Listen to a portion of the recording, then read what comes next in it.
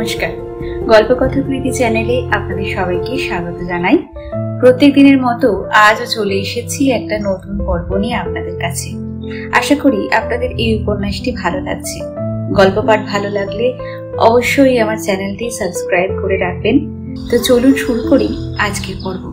আজকে শুরু করছি কেয়া পাতার নৌকো উপন্যাসের দ্বিতীয় খণ্ডের ৬ষ্ঠ পর্ব। জ্যৈষ্ঠী মাসে সেই যে বৃষ্টি নেমেছিল, এখনো তার থামবার নাম নেই। মনে হয় ২-১ দিন নয়, ২-৪ মাসও নয়, অনাদি অনন্তকাল ধরে ঝরছেই। ঘন কালো মেঘে আকাশ আচ্ছন্ন হয়ে আছে। বৃষ্টির লক্ষ কোটি ধূসর ধারায় চরাচর ঝাপসা, বর্ণহীন বিষাদ। ঘরের জানালায় বসে আকাশ দেখতে দেখতে বিনুর মনে হয় কোনোদিন আর বেরুতে পারবে না, আর কখনো রৌদ্রোজ্জ্বল ঝকমকে দিনের মুখ দেখতে পাবে না। এই ঘরটুকুর মধ্যেই চিরকাল বন্দী হয়ে থাকতে হবে। অথচ ঘরে থেকে থেকে তার প্রাণ অস্থির হয়ে উঠেছে। জানালার কাছে দাঁড়িয়ে থাকতে থাকতে বিনুর মনে হয় জলের গন্ধ, ভেজা মাটির গন্ধ, গাছপালার গন্ধ চুঁয়ে চুঁয়ে তার বুকের ভিতর ঢুকে যাচ্ছে এবং সেখানে বিচিত্র এক বিষাদ গাঢ় করে তুলেছে। খুব খারাপ লাগে বিনুর, খুব খারাপ লাগে। তাকে একা একা দাঁড়িয়ে থাকতে দেখলে ঝিনুক কখনো কখনো কাছে এসে দাঁড়ায়। অন্যমনস্কের মতন বিনু বলে, বৃষ্টি বোধহয় আর থামবে না। থামবে না তোমায় বলেছে? আবার রোদ উঠবে? উঠবে। কবে? বর্ষা গেলেই। যেদিন সকালের দিকে জোর বৃষ্টি নামে সেদিন আর স্কুলে যেতে পারে না বিনু। অল্প বৃষ্টি থাকলে অবশ্য ছাতা মাথায় দিয়ে বেরিয়ে পড়ে। এই বর্ষার সময়টা প্রায়ই স্কুল কামাই হচ্ছে। সারাদিন বাড়িতে আটকে থেকে পরিচিত মানুষগুলোকে বারবার হাজারবার দেখে দেখে ক্লান্ত হয়ে পড়ে বিনু। সন্ধ্যের সময় ইচু মণ্ডলরা জলে ভিজে ভিজে যখন খবর শুনতে আসে, সেই সময়টা মোটামুটি উন্মাদনার মধ্যেই কেটে যায়। রোজই খবরের কাগজ নতুন নতুন উত্তেজনা নিয়ে আসে। যুদ্ধের তাণ্ডব ক্রমশ বেড়েই চলেছে। এক দিগন্ত থেকে আর এক দিগন্ত পর্যন্ত তার অশুভ ভয়াবহ ছায়া পড়ছে। বর্ষার অনড় মেঘের মতন দুই গোলার্ধকে কি এক অভিশাপ যেন ঢেকে ফেলেছে। যুদ্ধের খবরের মধ্যে একদিন অবনীমোহন পড়ে শোনালেন রবীন্দ্রনাথ খুব অসুস্থ। তারপর আরেকদিন পড়লেন তিনি সুস্থ হয়ে উঠেছেন। দিনের পর দিন যেতে লাগলো। সেদিন অল্প অল্প বৃষ্টির ভিতর বিনু স্কুলে গেল। 2টো ক্লাস হবার পর হঠাৎ 3rd পিরিয়ডে হেডমাস্টার মোতাহার সাহেব এলেন। অবোধ বালকের মতন তিনি কাঁদছেন, চোখের জলে বুক ভেসে যাচ্ছে। কাঁদতে কাঁদতে তিনি বললেন, রবীন্দ্রনাথ আর নেই, আমাদের ছেড়ে চলে গেছেন। তিনি কি ছিলেন, কত বিরাট, কত বিপুল, তোমরা আজ বুঝতে পারবে না। বড় হয়ে তাকে বুঝতে চেষ্টা করো। যাও, আজকে তোমাদের ছুটি, আস্তে আস্তে বাড়ি চলে যাও তোমরা। বাড়ি ফিরে বিনু দেখতে পেল সমস্ত বাড়িটা যেন শোকাচ্ছন্ন, নিস্তব্ধ।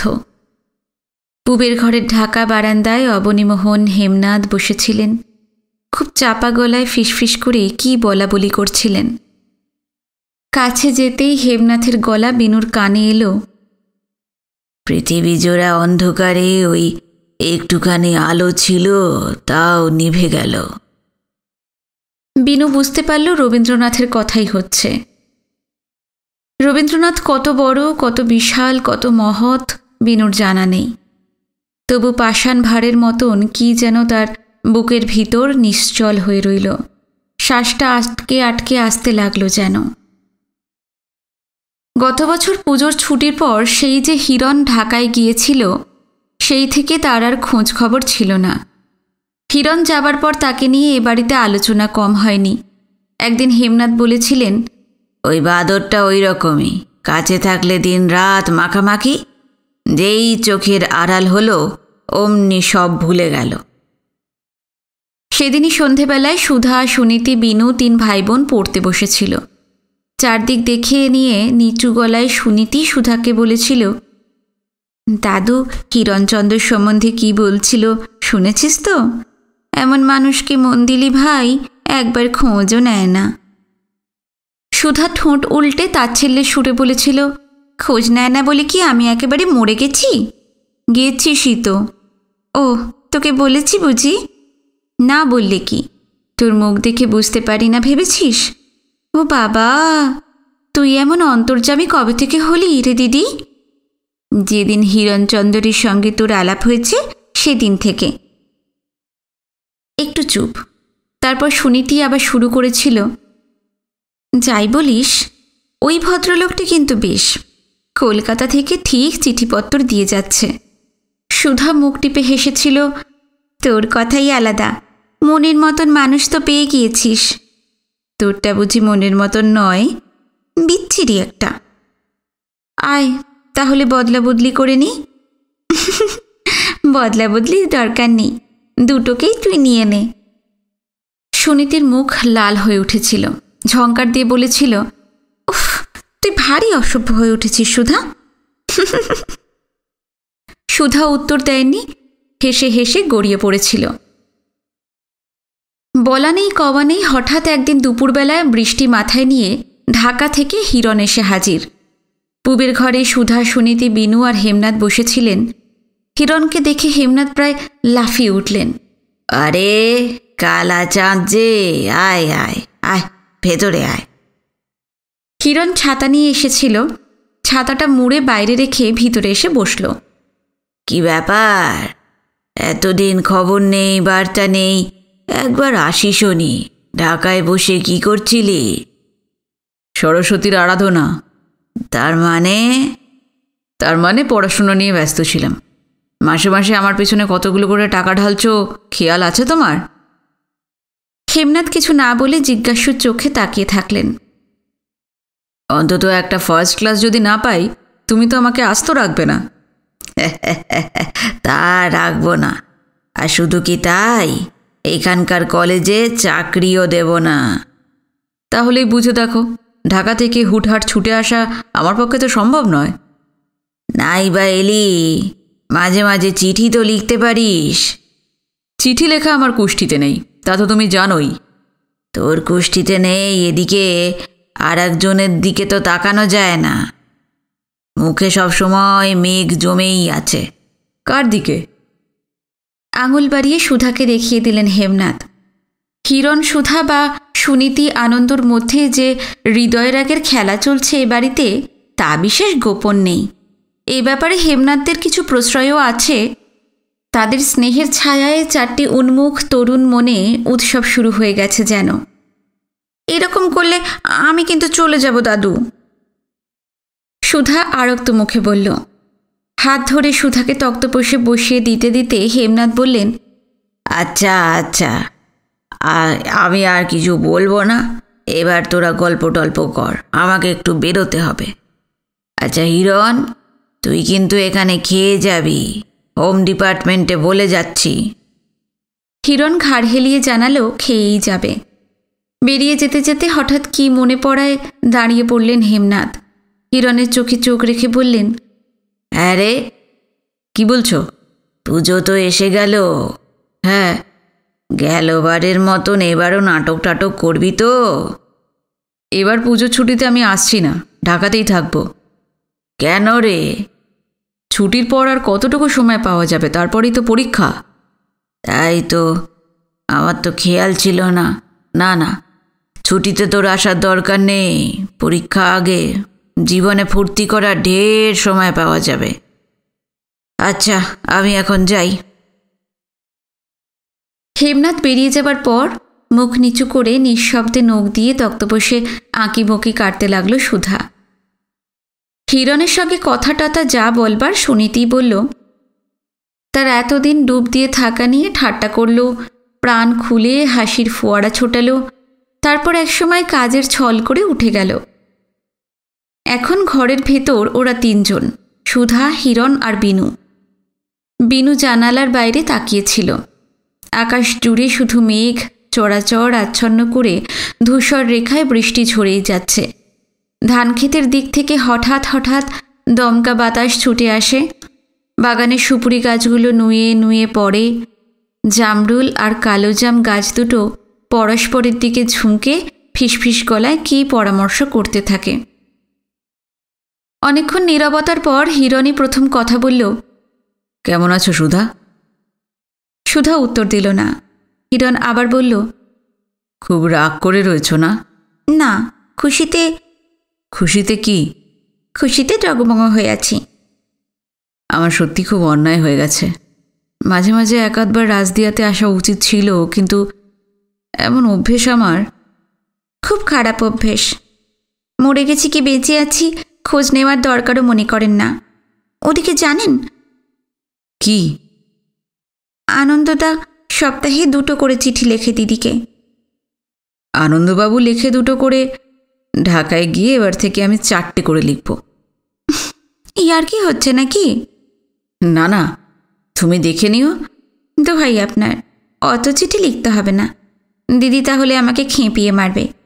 মাঝে মাঝে 1-8টা লিখলেই আমি খুশি। এই সুধা, কি বলছেন? আমরা তো খুব প্রাণের কথা চালিয়ে যাচ্ছি, ওদিকে। ওদিকে কি?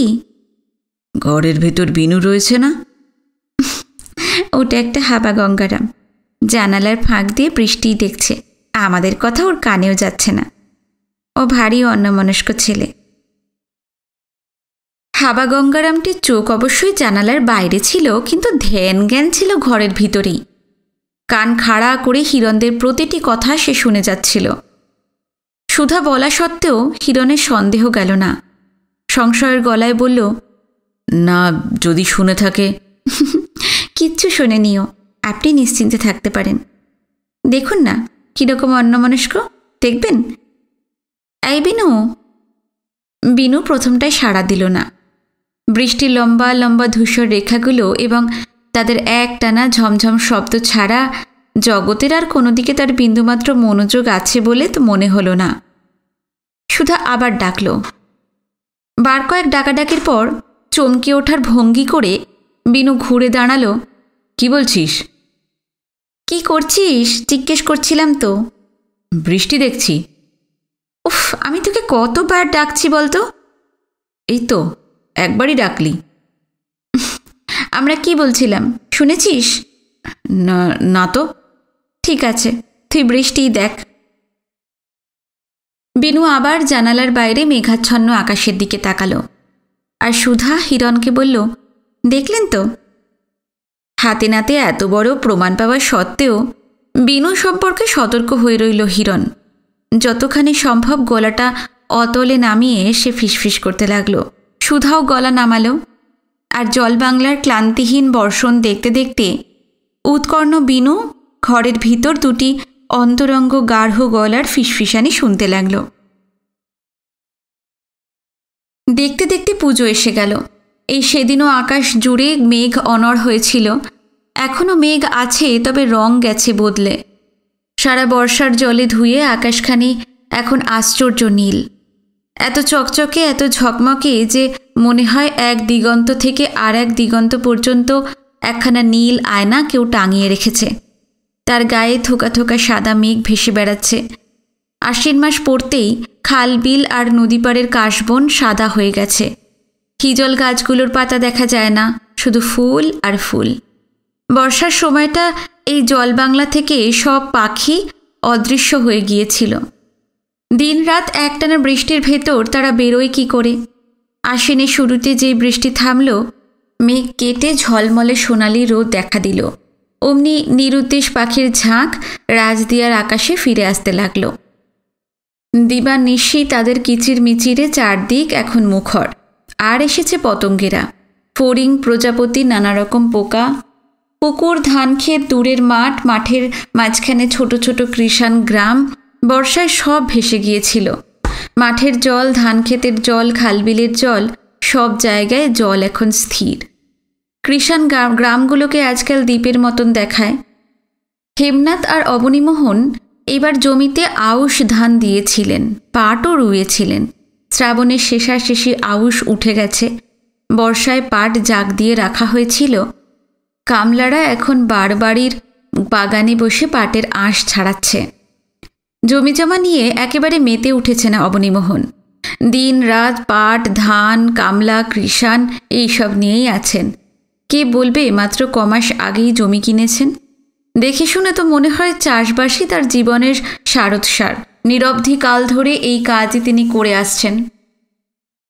খরার দিনে নিজে দাঁড়িয়ে থেকে জমি চৌরস করিয়েছিলেন অবনীমোহন। বর্ষায় নতুন জল এলে বীজ বুনিয়েছেন। বৃষ্টিতে ভিজে ভিজে আউশ ধান আর পাট কাটিয়েছেন। এখন যে পচা পাট থেকে আঁশ ছাড়ানো হচ্ছে তাও সারা দিন সামনে বসে থাকেন। ধান পাট ছাড়া আর কিছুই আজকাল ভাবতে পারেন না অবনীমোহন। অন্য কোনো দিকে মনোযোগ দেবার মতন যথেষ্ট সময় তার নেই। হেমনাথ কিন্তু তার নিজস্ব নিয়মেই চলছেন। বাড়ি থেকে একবার বেরোতে না পারলে তার ঘুম হয় না। এই রাজদিয়া কিংবা আশেপাশের গ্রামগঞ্জগুলোর খোঁজ নেওয়া চাই। জ্যৈষ্ঠীর পর থেকে এত যে বর্ষা, এত যে জল, তবু তাকে কেউ বাড়িতে আটকে রাখতে পারেনি। ছাতাটা মাথায় দিয়ে ঠিক বেরিয়ে পড়েছেন। আশ্বিন মাস পড়বার পর একদিন দুপুরবেলা কোত্থেকে বাড়ি ফিরে হেমনাথ বললেন, পুজোর ছুটি পড়ে গেছে। আজকে স্টিমারেই কলকাতা থেকে রাজেন গুহর ছেলে বউ এলো। কে? অশোক? হ্যাঁ। গুহবাড়ির ছেলে তো এলো, অন্য বাড়ির কেউ আসেনি? এখনো আসেনি, 2-1 দিনের ভিতরই এসে পড়বে।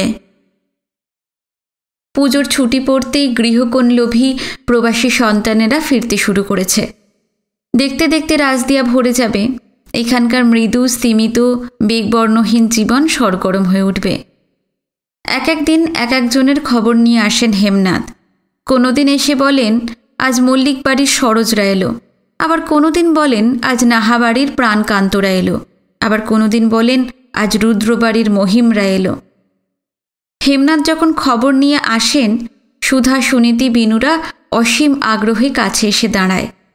এক এক দিন এক একজনের কথা বলেন হেমনাথ, কিন্তু ঝুমাদের সম্বন্ধে কিছুই বলেন না। এই নিয়ে সুধা সুনীতি চাপা গলায় নিজেদের মধ্যে ফিসফিস করে। সুধা বলে, কি রে দিদি? কি? দাদু শিশির মামাদের কথা তো একবারও বলছেন না। ওরা হয়তো আসেননি তাই বলছেন না। ওরা এলে কি আনন্দদাও তো আসবে বল। তার কি কিছু ঠিক আছে? আসবে রে আসবে। তুই এখানে পড়ে আছিস, চিঠিতে কত আর মনের কথা লেখা যায়। বিধুমুখ দেখতে না পেলে। পিঠে দুম করে একটা কিল বসিয়ে সুনীতি বলল, খুব ফাজলামি শিখেছিস তাই না? উফ, কি লাগলো রে দিদি। আনন্দদা এলে তো বেশ হয় তাই না? জানি না, যা তো। পুজোর সপ্তাহখানেক আগে একদিন বিকেলবেলা বাড়ি ফিরে হেমনাথ চেঁচামেচি জুড়ে দিলেন, কই গো, কোথায় গেলে সব? কি হয়েছে? অত চিৎকার করছো কেন? খুব খারাপ খবর গো। কি হয়েছে? আজ রামকেশবের সঙ্গে দেখা হয়েছিল। কি বলল জানো? কি বলল? শিশিররা এবার পুজোয় দেশে আসছে না। কেন? শিশিরের বড় মেয়ে রুমার নাকি খুব অসুখ। ডাক্তার নড়াচড়া করতে বারণ করেছে, তাই। ওমা, কি অসুখ হয়েছে? টাইফয়েডের মতন কিছু একটা হয়েছে। সত্যি তো, এ তো খুব খারাপ খবর। হিরণটা পরীক্ষার জন্য আসতে পারবে না, ওদিকে শিশিররা আসবে না। এবারকার পুজোয় তেমন আনন্দই হবে না। সুধা চাপা গলায় বলল, এই দিদি, তোর মুখটা এমন কালো হয়ে গেল কেন রে? কোথায় কালো হয়েছে? কোথাও কালো হয়নি তো। আমাকে তুই ফাঁকি দিতে চাস না দিদি। সুনীতি উত্তর করল না। একটু চুপ করে থেকে ভারী গলায় সুধা বলল, একজন ঢাকা থেকে রাজদিয়া আসতে পারবে না, আর একজন কলকাতাতেই পড়ে থাকবে। আসতে হবে না কাউকে। সেদিন রাত্রিবেলা বিছানায় শুয়ে শুয়ে বিনু ঝুমার কথা ভাবছিল। আগের বছর পুজোর সময় তার সঙ্গে ভেসে যাওয়া নৌকায় করে মাঠের মাঝখানে চলে গিয়েছিল। সেখানে কাউ ফল পাড়তে গিয়ে পড়েছিল অথই জলে, ডুবেই যেত। ঝুমাই সেদিন তাকে নৌকোয় টেনে তুলেছিল। শুধু কি তাই, ঝুমার পাশে বসে থিয়েটার দেখেছে। ঝাপসা রহস্যময় জ্যোৎস্নায় যুগলের নৌকায় উঠে সুজনগঞ্জে যাত্রা শুনতে গেছে। নিশিন্দার চড়ে গেছে চড়ুই ভাতি করতে। দুঃসাহসী মেয়েটার অসংখ্য স্মৃতি নানা দিক থেকে বিনুর চারপাশে ভিড় করে আসতে লাগলো। হঠাৎ ঝিনুক ডাকল, বিনুদা। কি বলছো? ঝুমারা এবার আসবে না? না। এইবার থিয়েটারের সময় তোমার জন্য আমি জায়গা রাখবো। সুজনগঞ্জের হাটে রাত্রিবেলায় নৌকায় করে আমরা যাত্রা শুনতে যাব। হিরণ আসেনি, শিশিররা আসেনি, তবু পুজোয় সমারোহ কম হলো না। অন্যবারের মতন এবারও ধুনুচি নাচে, ঢাকের বাজনার প্রতিযোগিতা হলো, নাটক হলো, যাত্রা হলো, ভাসান গান হলো, জারি সারি কাচ নাচের আসর বসল। একদিন ধুমধাম করে বাইচ খেলাও হয়ে গেল। নিয়ম মতো সবই হলো, কিন্তু মানুষের মন বড় অস্থির, বড় চঞ্চল। পুজো মণ্ডপে জারি সারি ভাসান গান কি যাত্রার আসর, সর্বত্রই এক কথা, এক আলোচনা। জুজ্জু লাগছে, কি যে হইব।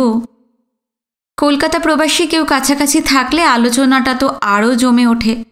কলকাতার মানুষ অনেক বেশি জানে, শোনে, অনেক বেশি খবর রাখে। তারা যুদ্ধ সম্বন্ধে এমন এমন সব কথা বলে যাতে ভয়ে আতঙ্কে রাজদিয়াবাসীদের বুকের ভেতর শ্বাস আটকে যায়। মোট কথা, সবাই আশঙ্কা করে আছে কিছু একটা ঘটবে, নিদারুণ, বিপজ্জনক, অনিবার্য কিছু। সারা দেশ, সমস্ত বিশ্বব্রহ্মাণ্ড জুড়ে তারই আয়োজন চলছে। রাজদিয়াবাসীরা ভাবে যুদ্ধ যেভাবে ছড়িয়ে পড়ছে তাতে পৃথিবী ধ্বংস হয়ে যাবে, এই রাজদিয়ারও নিস্তার নেই। দুর্গাপুজোর পর লক্ষ্মী পুজো, তারপর রাজদিয়া আবার ফাঁকা হয়ে গেল। একে একে কলকাতার চাকুরিরা ফিরে যেতে লাগলো। ক্ষণিকের জন্য রাজদিয়া উৎসবে উচ্ছ্বাসে মুখর হয়ে উঠেছিল, তারপর আবার স্তিমিত নিরুচ্ছ্বাস বর্ণহীন দিন নেমে আসতে লাগল। লক্ষ্মী পুজোর পর কালী পুজো। কালী পুজোর রাত্রিরে একটা মজার ঘটনা ঘটল, মজার এবং বিস্ময়েরও। রাত্রিরে খাওয়া দাওয়া হয়ে গেলে বিনু আর ঝিনুক হেমনাথের ঘরে শুতে আসছিল। স্নেহলতা ঝিনুককে ডাকলেন। ঝিনুক দাঁড়িয়ে পড়ল, বলল, কি বলছো? স্নেহলতা তার কথার উত্তর না দিয়ে বিনুকে বললেন, তুই শুতে চলে যা দাদা ভাই। ঝিনুক যাবে না? না, ঝিনুক এখন আমার কাছে থাকবে। আমি যাব না কেন? আমার বুঝি ঘুম পায় না? ঘুম পেয়েছে তো আমার বিছানায় শুয়ে থাকবে, যা। তোমার বিছানায় শোবো কেন? আজ থেকে তুই আমার কাছেই শুবি।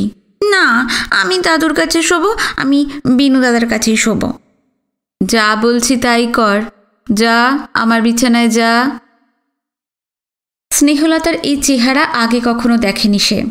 নিমেষে তার হাত পা ছোঁড়া বন্ধ হলো, কিন্তু জেদটা একেবারে গেল না। ঘাড় বাঁকিয়ে দাঁড়িয়ে থাকলো সে, আর সমানে বলতে লাগলো, কেন? আমি কেন ওদের কাছে শোবো না? আমি কেন শোবো না? তুমি এখন বড় হয়ে গেছো, তাই। বড় হয়ে গেছি? সেটা আবার কি? হ্যাঁ, তুমি বড় হয়েছ। ঝিনুক কি বুঝলো কে জানে, কিছু বলল না। আর বিনু অবাক চোখে ঝিনুককে দেখতে লাগলো। গেলবার পুজোর সময় তারা রাজদিয়া এসেছে, এবার আর এক পুজো গেল। 1 বছরের ভেতর কখন কোন ফাঁকে মেয়েটা বড় হয়ে গেছে সে ভেবেই পেল না। খানিক তাকিয়ে থেকে একসময় একাই হেমনাথের ঘরে চলে গেল বিনু। পুজোর ছুটির পর স্কুল খুলল। মাঝখানে মোটে 1.5 মাস, তারপরেই অ্যানুয়াল পরীক্ষা। সারা রাজদিয়া জুড়ে এখন পড়ার মরশুম চলছে। আজকাল যে বাড়িতেই যাওয়া যাক, সকাল সন্ধে কচি কচি গলার এক টানা বিচিত্র সুর কানে আসে। 3 sides of a triangle, অথবা জলস্পর্শ করব না আর চিতর রানার পণ, বুঁদির কেল্লা মাটির পরে থাকবে যতক্ষণ, ইত্যাদি ইত্যাদি। জিরান্ড, ভার্বেল নাউন, বহুব্রীহি সমাস, জ্যামিতির কঠিন কঠিন উপপাদ্য, অ্যালজেব্রার ফর্মুলাগুলো রাজদিয়া জুড়ে রাজত্ব করে চলেছে। একদিন সন্ধেবেলা দক্ষিণের ঘরে বিনুরা পড়তে বসেছে। বাইরের বারান্দায় অবনীমোহন, হেমনাথ খবরের কাগজ নিয়ে আসর জমিয়েছেন। ইঁচু মণ্ডল, ইসমাইল চৌকিদার, কুমোরপাড়ার হাঁচাই পাল, বুধাই পাল, এমনই অনেকে ঘন হয়ে বসে নিঃশ্বাস বন্ধ করে যুদ্ধের খবর শুনছে। হঠাৎ বাগানের দিক থেকে রাজদিয়া স্কুলের ইংরাজির টিচার আশু দত্তর গলা ভেসে এলো, হেমদাদা আছেন? পড়তে বসে ঢুলুনি শুরু হয়ে গিয়েছিল বিনুর, চোখ বুজে আসছিল। বারবার বইয়ের ওপর ঝুঁকে পড়েছিল সে। আশু দত্তর গলা পেয়ে ঝিমুনি ছুটে গেল। খাড়া হয়ে বসে শেষ পর্দায় গলা চড়িয়ে চেঁচিয়ে চেঁচিয়ে বিনু পড়তে লাগলো। চোখ বইয়ের পাতায় আছে, কিন্তু কান বাইরে। ওদিকে হেমনাথ বারান্দা থেকে সাড়া দিয়েছে, আছি। কে? আশু? হ্যাঁ, আয় আয়। আশু দত্ত এলে একটা জল চৌকিতে তাকে বসানো হলো। হেমনাথ বললেন, কি ব্যাপার আশু, হঠাৎ এই রাত্রিবেলা? কি মনে করে? না, একটু খোঁজ খবর নিতে এলাম। কিসের? আপনার না, আমার ছাত্রের। ও, মানে বিনুর? আগে হ্যাঁ। তা বিনু তো ভালোই আছে, ওই যে পড়ছে, কিন্তু না না, ভাবনার কিছু নেই। আমি পড়াশোনার খোঁজে নিতে এসেছি। বুঝতেই তো পারছেন, অ্যানুয়াল পরীক্ষার আর বেশি দেরি নেই। ছেলেগুলো পড়ছে কি ঘুমোচ্ছে দেখতে হবে না? তা তো ঠিকই। তা বিনুকে ডাকবো নাকি? না না, ডাকতে হবে না, আমি ঘরে যাচ্ছি। যা, ওই যে ওই ঘরে আছে। আশু দত্ত ঘরের ভিতরে এলেন। গলার স্বর আরেক পর্দা চড়িয়ে দিল বিনু। আশু দত্ত দাঁড়িয়ে দাঁড়িয়ে কিছুক্ষণ পড়া শুনলেন, তারপর ডাকলেন, বিনয়। আগে পড়াশোনা কেমন হচ্ছে? রাজদিয়া ছোট জায়গা, এখানে সবাই সবাইকে চেনে। সুধা সুনীতির সঙ্গে আগেই আশু দত্তর পরিচয় হয়েছিল। সুধাটা চিরকালই বিভীষণ। সে বলল, কোথায় আর পড়া, এই তো একটু আগে ঢুল ছিল। না স্যার, আমি ঢুল ছিলাম না। মন দিয়ে পড়ো। ইংরাজি র্যাপিড রিডার আর গ্রামার কিন্তু তোমার ঠিক মতন তৈরি হয়নি, ওগুলো একটু দেখে রাখবে। হ্যাঁ স্যার, রাখবো। মুখে বললে হবে না, কাজে দেখাতে হবে।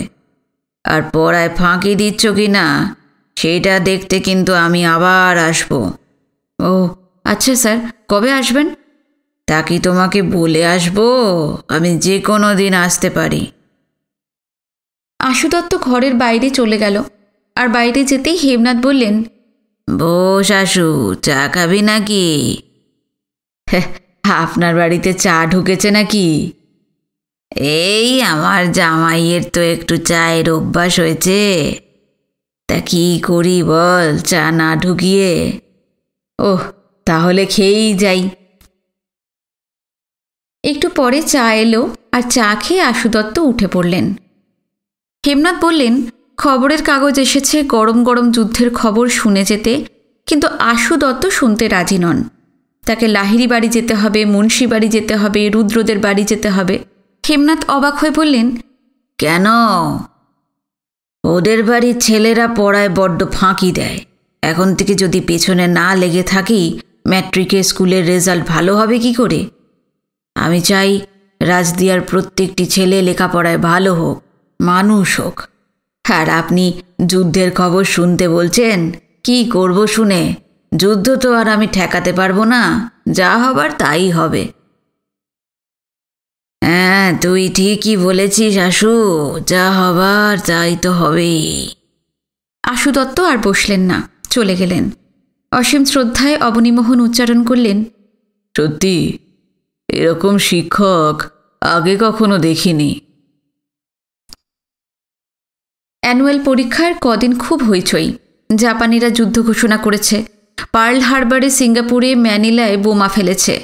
প্রিন্স অফ ওয়েলস আর রিপালস নামে দুটো বড় বড় জাহাজ ডুবিয়ে দিয়েছে।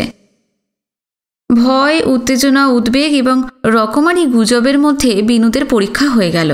অ্যানুয়াল পরীক্ষার কিছুদিন পর খবরের কাগজ আরও মারাত্মক সংবাদ বয়ে নিয়ে এলো। জাপানিরা ঘরের কাছে বার্মায় নাকি এবার বোমা ফেলেছে।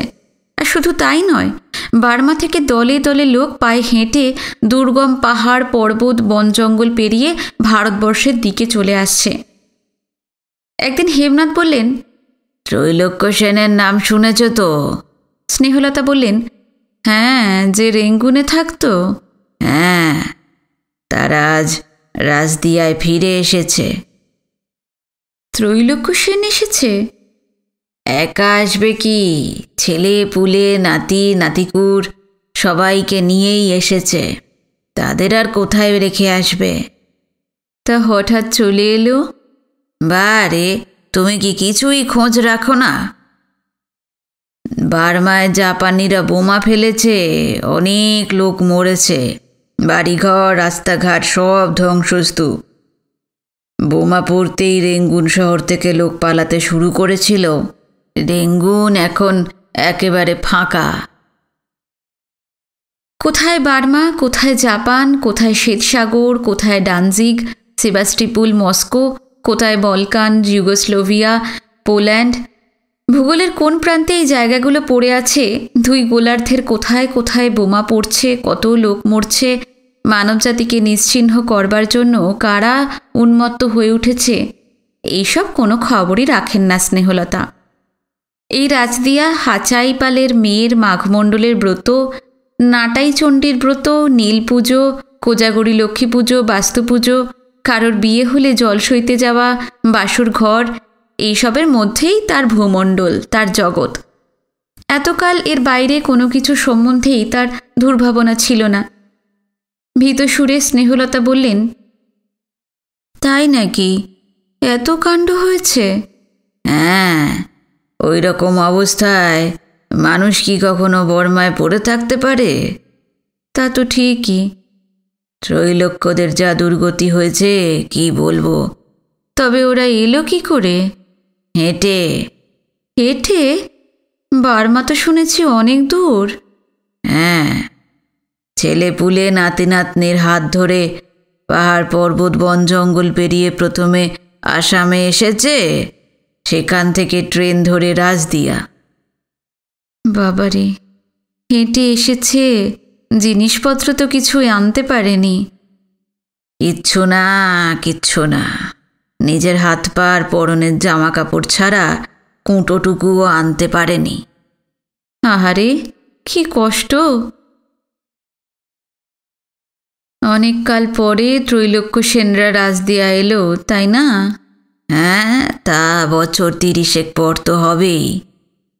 তা বার্মায় তো ওরা বেশ ভালোই ছিল।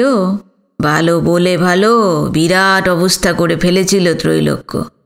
এক রেঙ্গুনেই 3খানা বাড়ি, প্রমে ছিল 1খানা, তাছাড়া জমি জমা, নারকেল বাগান, নগদ টাকা পয়সাও তো প্রচুর।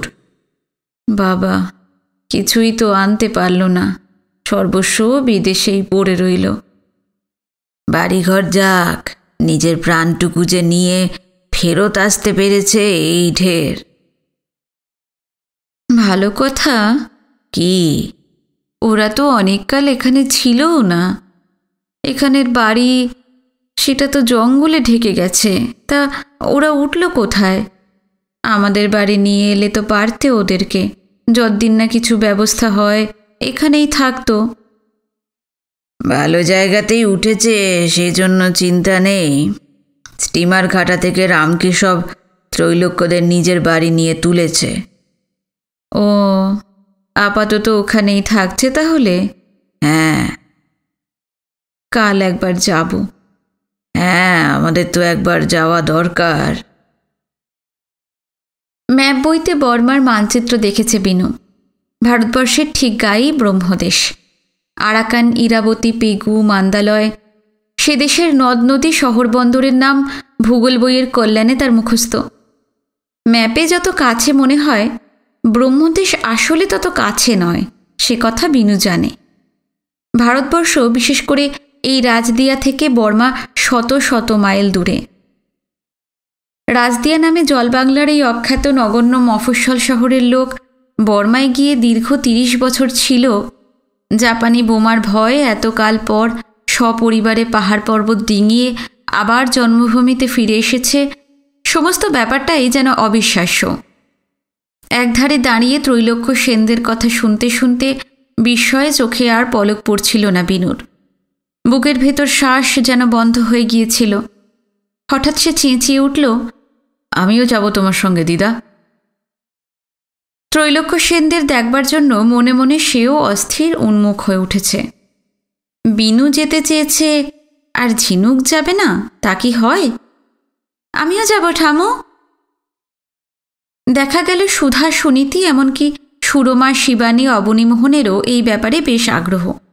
বর্মা ফেরত মানুষগুলোকে দেখার জন্য সকলেই পা বাড়িয়ে আছে। স্নেহলতা বললেন, সবাই যাবে। ওদের জিজ্ঞেস করেছ? কি? টাকা পয়সা বা অন্য কিছুর দরকার কি না? না না, সবে এসেছে। রামকেশব তো নিজের বাড়ি নিয়ে গেছে, এক্ষুনি জিজ্ঞেস করাটা খারাপ দেখায়। আমি কিন্তু কাল ত্রৈলোক্য ঠাকুরপোকে জিজ্ঞেস করব। করো, তবে রামকেশবের সামনে করো না।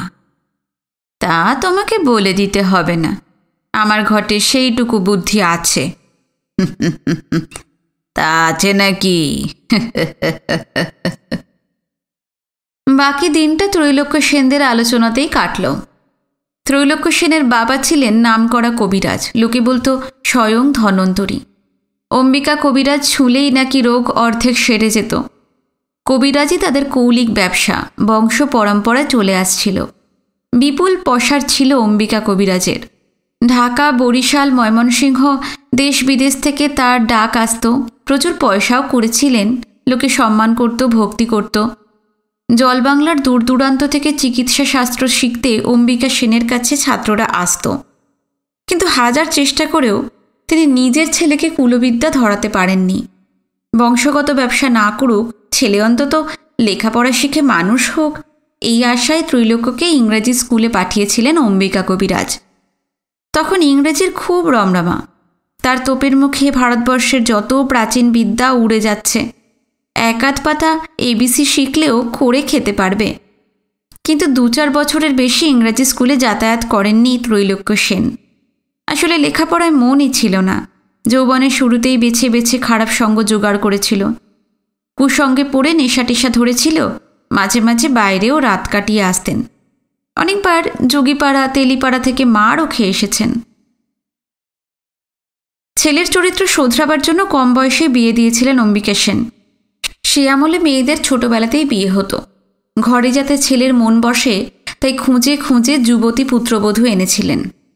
তাতে কাজও হয়েছিল। ত্রৈলোক্য সেন আর বাড়ি থেকে বেরোতেন না। ছেলেকে তরুণী মেয়ে ঘুষ দিয়ে নিজের ইচ্ছা মতন হয়তো চালাতে পারতেন, কিন্তু তার আগেই অম্বিকা সেন মারা গেলেন। বাবার মৃত্যুর পর তার যা কিছু সঞ্চয় ভেঙে ভেঙে খেলেন ত্রৈলোক্য সেন। তারপর একে একে 150 কানি জমি বেচে দিলেন। পৈতৃক বাড়িখানা ছাড়া যখন আর কিছুই নেই, সে সময় একদিন ছেলেপুলে এবং স্ত্রীকে নিয়ে সুদূর বার্মায় পাড়ি দিলেন ত্রৈলোক্য। এত রাজ্য থাকতে কেন যে তিনি মগের মূল্যকে গেলেন তিনিই জানেন।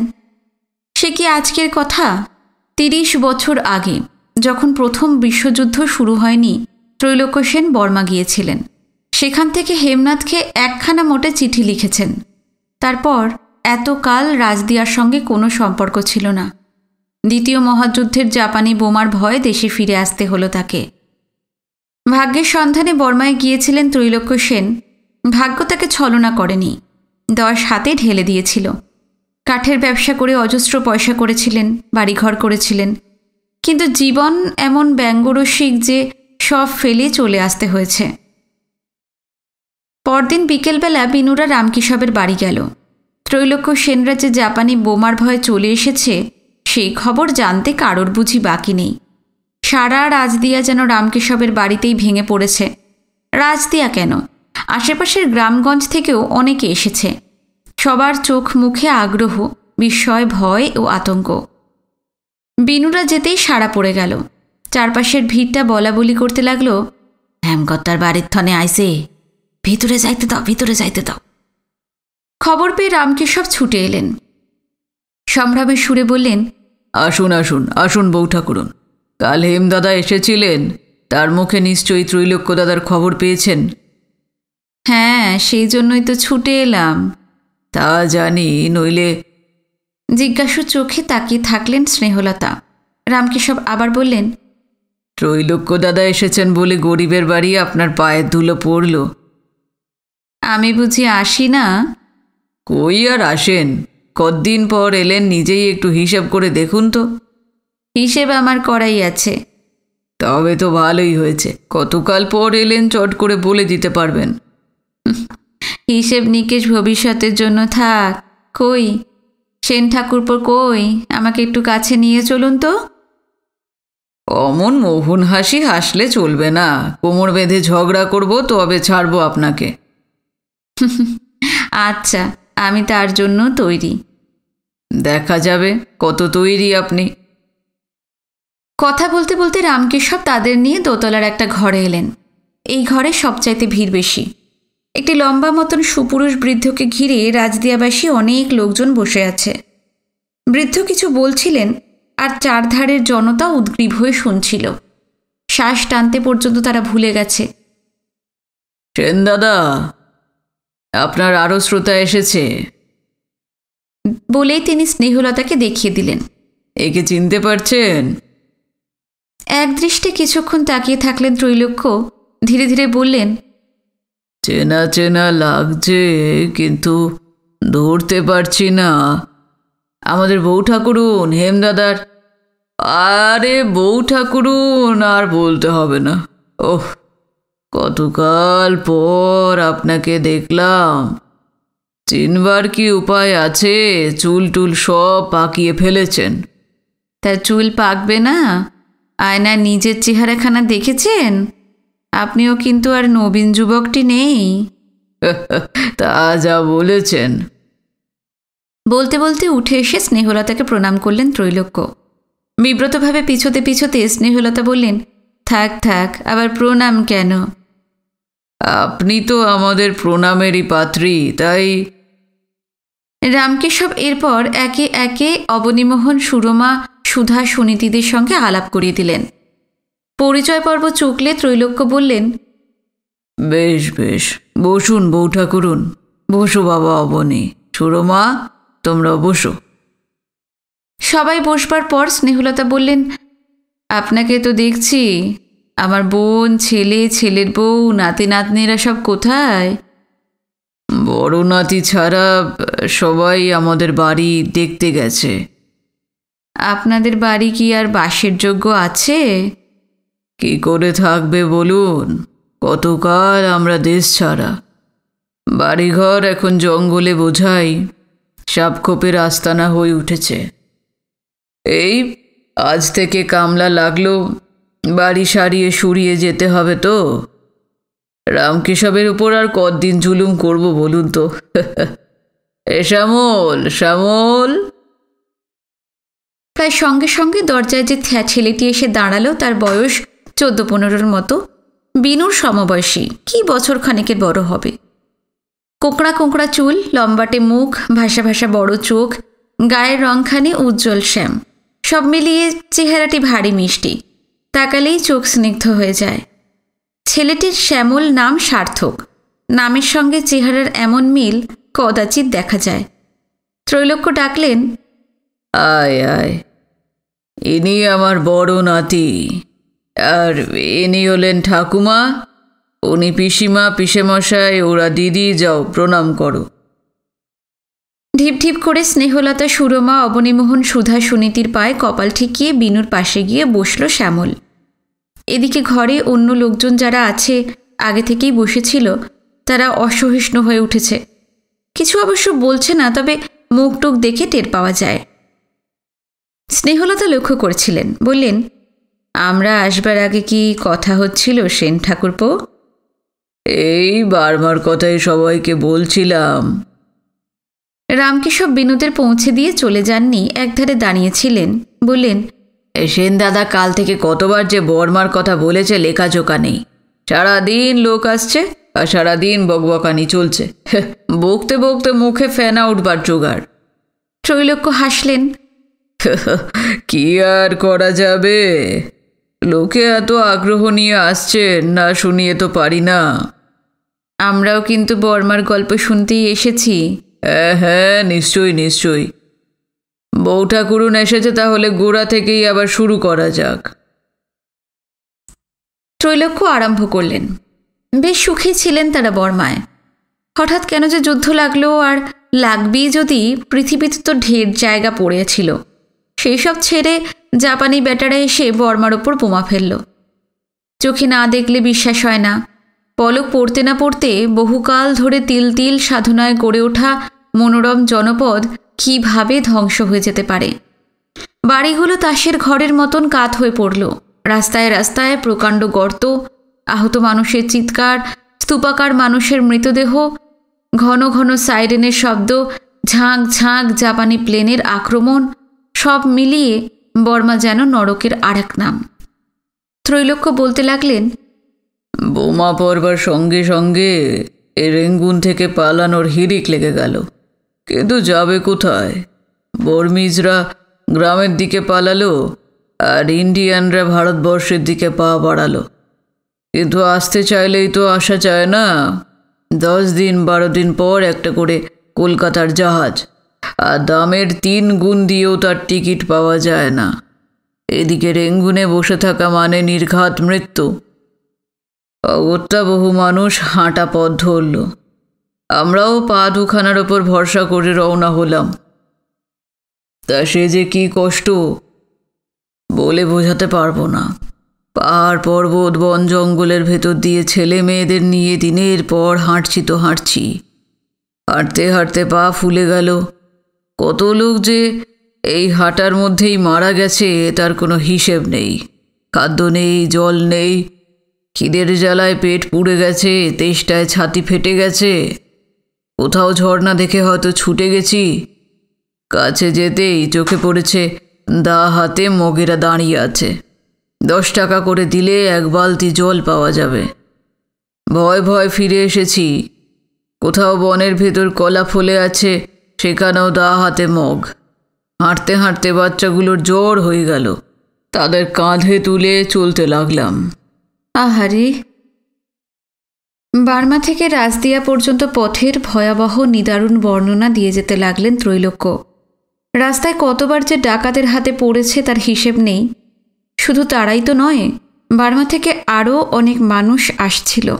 ডাকাতরা যদি টের পেয়েছে কারোর সঙ্গে টাকা পয়সা সোনাদানা আছে, গলার কাছে রাম দা ধরে সব কেড়ে কুড়ে নিয়েছে। দিতে না চাইলে স্রেফ কেটে ফেলেছে। এভাবে যে কত লোক প্রাণ দিয়েছে তার হিসেব নেই। এইসব গল্প মন্ত্রমুগ্ধের মতো শুনে যাচ্ছিল বিনু। হঠাৎ পাশ থেকে কে ডাকল, এই! চমকে তাকালো সে। দেখল সেই ছেলেটা, যার নাম শ্যামল। চোখাচোখি হতেই শ্যামল বলল, তোমার নাম কি ভাই? বিনয় কুমার বসু। শ্যামল বেশ সহজ সাবলীল ছেলে। লজ্জা সংকোচ টঙ্কোচ তার নেই বললেই চলে। হাসতে হাসতে বলল, বাবা, ও তো বড় মস্ত নাম। তোমার কোনো ডাক নাম নেই? আছে তো, বিনু। বাহ, এটা সুন্দর নাম। তোমার নামটাও সুন্দর। তাই নাকি? হ্যাঁ। সবার সঙ্গে দাদু আলাপ করিয়ে দিয়েছেন, শুধু তোমার সঙ্গেই বাদ। ও হয়তো খেয়াল করেননি আমাকে। সে যাকে, তোমার সঙ্গে আমি কিন্তু সেধেই আলাপ করলাম। রাগ করলে না তো? বারে, রাগ করব কেন? তা তুমি কোন ক্লাসে পড়ো ভাই? এই তো এবারে 9-এ উঠেছি। শ্যামল খুব উৎসাহিত হয়ে উঠল, বলল, রেঙ্গুনে আমি ক্লাস 8-এ পড়তাম। এবছর 9-এ উঠবারই কথা ছিল। ভালোই হলো, 9-এ ভর্তি হব, তোমার সঙ্গেই পড়ব। কিন্তু বিনু, কি আমাকে কি এখানে ক্লাস 9-এ নেবে? কেন নেবে না? আমার যে ভাই ওখানে অ্যানুয়াল পরীক্ষা দেওয়াই হয়নি। ট্রান্সফার সার্টিফিকেট কিছুই তো আনতে পারিনি আমরা। আনবো কী করে বলো? জাপানিদের বোমা পড়ল, সব ফেলেই তো পালিয়ে আসতে হলো। বিনু বলল, এখানে ভর্তি হতে হলে একটা অ্যাডমিশন টেস্ট দিতে হবে। আমিও কলকাতা থেকে এসে অ্যাডমিশন টেস্ট দিয়েই ভর্তি হয়েছিলাম। তাই? খুব কঠিন পরীক্ষা? না না, তেমন কঠিন কিছুই না। ও, আমার বড্ড ভয় করছে বিনু। বিনু শ্যামলের সঙ্গে কথা বলছিল ঠিকই, কিন্তু তার কান দুটো ছিল ত্রৈলোক্য সেনদের দিকে। জাপানি বোমার ভয়ে দুর্গম পাহাড় পর্বত ডিঙিয়ে পালিয়ে আসার দীর্ঘ রোমাঞ্চময় বিবরণ শোনার মতন উন্মাদনাকর আর কি থাকতে পারে। প্রবল আকর্ষণে ত্রৈলোক্য বিনুকে তার দিকে টানছিলেন। বিনু যে মাঝে মাঝে অন্যমনস্ক হয়ে যাচ্ছে শ্যামল তা লক্ষ্য করছিল। বলল, তুমি দাদুর কথা শুনছ বুঝি? হ্যাঁ।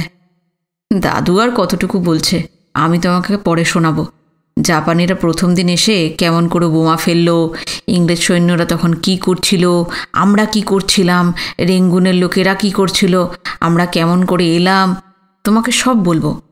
কত শুনতে পারো তখন দেখা যাবে। শোনাতে শোনাতে কান একেবারে ঝালাপালা করে ছাড়বো। এখন আমার সঙ্গে গল্প করো দেখি। কি আর করা, ত্রৈলোক্য সেনের গল্পের আশা ছাড়তে হলো বিনুকে। চোখ কান মেলে শ্যামলের দিকে তাকালো সে। শ্যামল বলল, তখন কলকাতার কথা বলছিলে। আমরা কলকাতায় থাকতাম। কবে এসেছো? এই বছর দেড়েকের কাছাকাছি। ও, রাজদিয়াতে তোমরা কোথায় থাকো? কোথায় থাকে বিনু বলল। আচ্ছা, তোমাদের বাড়ি একদিন যাব। হ্যাঁ, নিশ্চয়ই যাবে। তোমাকেও আসতে হবে, তোমাকে আমার খুব ভালো লেগেছে। আচ্ছা, আসবো, তোমাকেও আমার ভালো লেগেছে। দুজনের মধ্যে টুকরো টুকরো এলোমেলো অসংলগ্ন গল্প চলতে লাগলো। কথা বলতে বলতে বিনুর হঠাৎ মনে পড়ল ঝুমার সঙ্গে এখানেই তার আলাপ হয়েছিল। সেই দুঃসাহসী ভয়লেশহীন মেয়েটা, কতকাল তার সঙ্গে দেখা হয় না। ঝুমার কথা ভাবতে গিয়ে মনটা খারাপ হয়ে গেল বিনুর। ওধারে একসময় ত্রৈলোক্য সেনের বিচিত্র ভয়াবহ অভিজ্ঞতা কাহিনী শেষ হলো। স্নেহলতা ছাড়া একে একে অন্য শ্রোতার দল চলে যেতে লাগল। সবাই চলে গেলে ঘর যখন ফাঁকা, স্নেহলতা শুধলেন, একটা কথা সেন ঠাকুরপো। কি?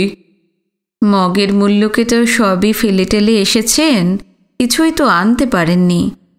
হ্যাঁ, কিছুই আনা হয়নি। টাকা পয়সার দরকার থাকলে কিন্তু বলবেন, একটুও লজ্জা করবেন না। আপনাদের কাছে লজ্জার আর কি আছে বলুন? তবে কি? টাকা পয়সার এখন দরকার নেই বউ ঠাকুরুন। কিছুই আনতে পারেননি অথচ পয়সা কড়ির প্রয়োজন নেই, ব্যাপারটা ঠিক বুঝতে পারছিলেন না স্নেহলতা। বিমূঢ়ের মতন তিনি তাকিয়েছিলেন। স্নেহলতার মনোভাব খানিক যেন অনুমান করতে পারলেন ত্রৈলোক্য। হাসতে হাসতে বললেন, তাহলে আপনাকে একটা কথা বলি। কি কথা? 1020 টাকা আমি আনতে পেরেছি। আনতে পেরেছেন? কিভাবে? ডাকাতরা আপনাকে ধরেনি? একটা চালাকি করেছিলাম বউ ঠাকুরুন। পা যেন ভেঙে গেছে, তাই দেখাবার জন্য হাঁটু থেকে গোড়ালি পর্যন্ত একটা ব্যান্ডেজ করে নিয়েছিলাম। ওই ব্যান্ডেজের ভাঁজে ভাঁজে 100 টাকার নোট রেখেছি। লোকের চোখে ধুলো ছুটাবার জন্য খুঁড়িয়ে খুঁড়িয়ে হাঁটতাম। কীরকম ফন্দি করেছিলাম বলুন তো? বাবা, আপনার মাথায় এত এসেও ছিল? হাজার হোক, ওরা মগ ডাকাত, আর আমি। আপনি কি? ঢাকাইয়া পোলা। বাবা, আপনার কথায় কথায় বেলা ফুরিয়ে এলো। শীতের অবেলায় রোদের রং যখন বাসি হলুদের মতন, সেই সময় ত্রৈলোক্য সেনের স্ত্রী, ছেলে, ছেলের বউ আর অন্য নাতি নাতনিরা নিজেদের বাড়ি দেখে ফিরে এলো। অগত্যা আরও কিছুক্ষণ বসে যেতে হলো বিনুদের। স্নেহলতা ত্রৈলোক্য সেনের স্ত্রী, ছেলের বউদের সঙ্গে আলাপ জমিয়ে ফেললেন। দেখতে দেখতে সন্ধে নেমে এলো। নদীর দিক থেকে ঠান্ডা বাতাস ছুটে আসতে লাগলো। হিমে কুয়াশায় চারিদিক ঝাপসা, অস্পষ্ট। কাছাকাছি ঝোপঝাড়গুলোর ভিতর থেকে শিয়ালের ডাক ভেসে আসছে। আলোর ছুঁচের মতন অন্ধকারকে বিঁধে বিঁধে জোনাকিরা একবার জ্বলছে, একবার নিভছে। সারা রাতের জন্য এই জ্বলা এবং নিভার খেলা চলবে। বাইরের দিকে তাকিয়ে চঞ্চল হলেন স্নেহলতা। এবার আমরা যাই বোন। এখনই যাবেন দিদি? হ্যাঁ, রাতের রান্না পড়ে আছে, আবার গিয়ে বসাতে হবে। তোমরা একবার যেও আমাদের বাড়ি। বুঝতেই তো পারছেন দিদি, এখন যাওয়ার খুব অসুবিধে। নিজের বাড়ি ঘরে থিতি হয়ে বসি, তারপর একদিন যাব। বাড়ি যেতে কতদিন লাগবে? আজই তো সবে কামলা লাগলো, 7-8 দিনের আগে সারাইটারাই হবে বলে তো মনে হলো না। ঠিক আছে, বাড়ি গিয়ে বসবার পরই তাহলে একবার যেও। যাব, আপনারাও আসবেন? আসবো। দিন কয়েক পর শ্যামল বিনুদের ক্লাসে ভর্তি হয়ে গেল। এখন রোজই তার সঙ্গে দেখা হয়। দিনের অনেকখানি সময় একসঙ্গে কাটে দুজনের। কলকাতা থেকে আসার পর এখানে বিশেষ বন্ধুটন্ধু পায়নি বিনু। ক্লাসের ছেলেরা অবশ্য ছিল, কিন্তু তাদের সঙ্গে তেমন মিশত না। বন্ধুর জন্য বিনুর প্রাণের যে জায়গাটা ফাঁকা পড়েছিল, শ্যামল এসে তা ভরিয়ে তুলল। টিফিনের সময় কিংবা স্কুল ছুটির পর বিনুরা নদীর পাড়ে গিয়ে বসে, কখনো হাঁটতে হাঁটতে বরফকল স্টিমার ঘাটার দিকে চলে যায়।